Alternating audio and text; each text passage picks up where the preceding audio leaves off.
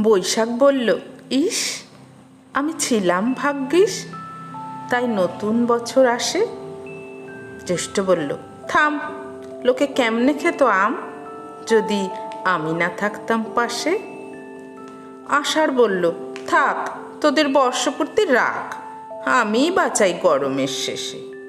শ্রাবণ বলল, ইস, লোকে কোথায় পেত ইলিশ নদীর পাশে না দাঁড়ালে এসে।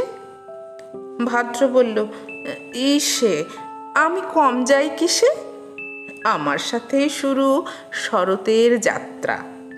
আশ্বিন বলে, থাম, তোর গরমে ঝরে ঘাম, আমি আনি আগমনীর বার্তা।